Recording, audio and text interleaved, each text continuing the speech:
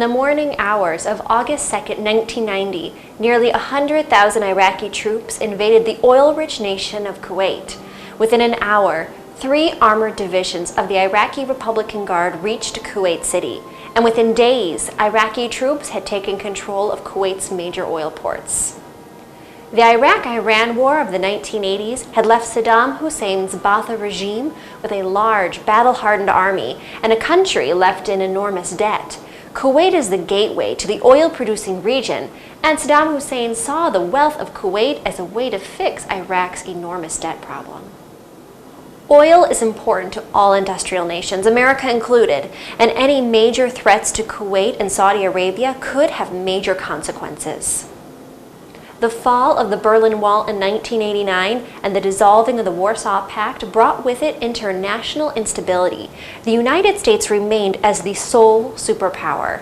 What were the rules in this post-Cold War world? Do we allow sovereign countries like Kuwait to be taken by their stronger neighbors? The U.S. assembled an allied coalition of 39 nations.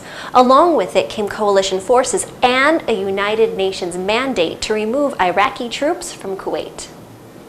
Commanding General of the 1st Infantry Division, Major General Thomas Rame, and 21 other commanders were sent to Saudi Arabia to meet with General Norman Schwarzkopf, Commander-in-Chief of U.S. Central Command. Number one, here's what the President told General Schwarzkopf. I want you to liberate Kuwait. Number two, I want you to return the legitimate government of Kuwait back in control of the country. Third, in the process, protect Saudi Arabia and all Americans in the theater. Very simple, very straightforward. The Iraqis were led to expect that the Allied main attack would be made along the Kuwait-Saudi Arabian border, with a major amphibious assault from the Persian Gulf. Operations to reinforce this deception were carefully planned and implemented.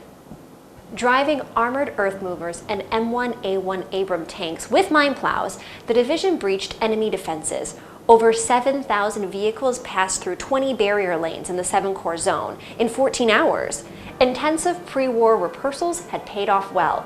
Our greatest challenge was to move from the breach site north and join the 7th Corps as it made its attack against the Republican Guard. Because here you're pushing the division across a great expanse of desert in a very short time, most of which occurred during adverse weather during the day and blackout at night. We never stopped day or night. And the greatest challenge was pushing the division through Norfolk and over to cut the highway that ran between Basra and Kuwait City. Because if you could cut that highway, then he could not let his Iraqi forces exfiltrate out of Kuwait. We would have them in a bag. And we got there and cut them off. But the challenge was to push that division with the fuel to get it there in time. Within a matter of hours, the Big Red One had cut 24 lanes across 16-kilometer front, all done without the loss of a single soldier. As the war went on, all of us, I think the commanders and I knew this was not going to be heavy casualties. We knew we were going to get some people hurt, but not heavy. When we got through the thing, nobody was killed or wounded in the first 24 hours. Kuwait was liberated, and Iraq's army was defeated. It had only taken 7 weeks of air bombardment and 100 hours of ground warfare. A great many factors led to the successful results of Operation Desert Shield and Desert Storm. So you ask me, what was the big difference?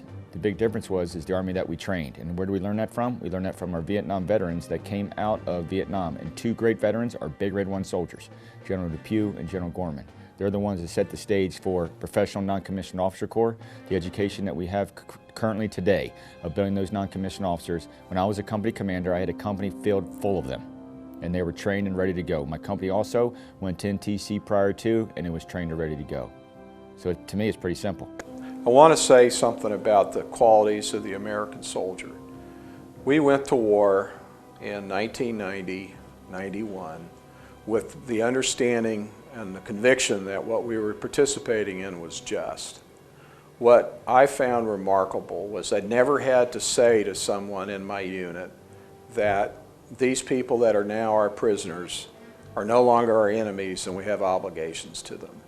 At the end of the war, we were out of food and water, largely because we gave it away to the Iraqis that we captured. My medical platoon treated 145 or so people, all but 6 of whom were Iraqis, and they treated them with the same compassion and the same celerity and the same professionalism as if they were our own.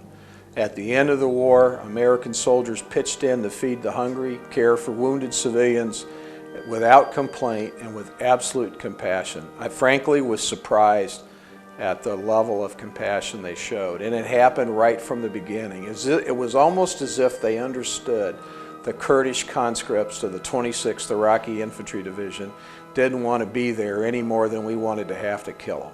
And I think that's something people need to understand. Our kids were compassionate, and they were good people.